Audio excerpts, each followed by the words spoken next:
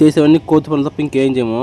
వచ్చొస్తే వచ్చబోసుకొని voice over ఇవ్వమని అసలు ఏం చేయాలి తెలుసుకుని వీడియో మొత్తం చూడండి. Hello guys, welcome back to another log. ఈరోజు మ్యాట్ అంటే వంట చేసుకునే సామాన్లు అయిపోయినాయి. మనం ప్రొద్దుటూరులో ఎస్ఎస్ మాల్ లెక్క వచ్చేసినాం. నా రియలెన్స్ మార్ట్కి వచ్చేసినాము. గ్రాసరీ తీసుకుందాం అనేసి ఇంకా అవన్నీ మొత్తం ఇంకా మనకి ఏమేమి కావాలని లిస్ట్ రాసుకునేసి వచ్చేసినాం. తీసుకునేసి ఫస్ట్ ఇంకా పాస్తాలు, కారం, బియ్యము, నెక్స్ట్ ఇంకా కందిపప్పు, శనగపప్పు, ఇవన్నీ చిన్నకాయ పప్పులు అన్నీ తీసేసుకున్నాను అనమాట.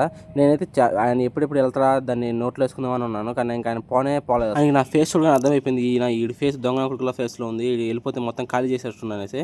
అందుకని ఆనే వెయిట్ చేస్తా ఉన్నాను. ఆయన ఇంక సర్లే అబ్బా అని తెలియకుండా నేను తినేసినాను చెనక్కాయ పప్పులు. ఇంకా అలా కావాల్సినవి తీసుకునేసి క్యాష్ కౌంటర్కి వెళ్ళిపోయినాము. నేను మాల్ అంటే ఇంకా నెల్లూరులో ఉన్న ఎంజీ మాల్ లా ఉంటుంది అనుకున్నాను, కానీ అంత సీన్ ఏం లేదు ఈ మాల్కి. జస్ట్ ఏదో రిలయన్స్ మార్ట్ ఒకటి ఉంది, ఏదో స్నాక్స్ సిటీ మాత్రం ఒకటి ఉందన్నమాట. అంతే వేస్ట్ అసలు ఈ మాల్ అయితే. బిల్లు విషయానికి వస్తే 1370 రూపాయలు అయిపోయింది.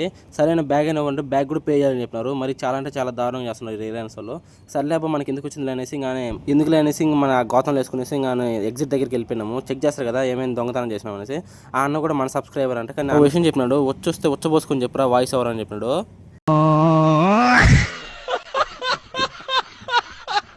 సరే మరి వెళ్ళొస్తే బాయ్.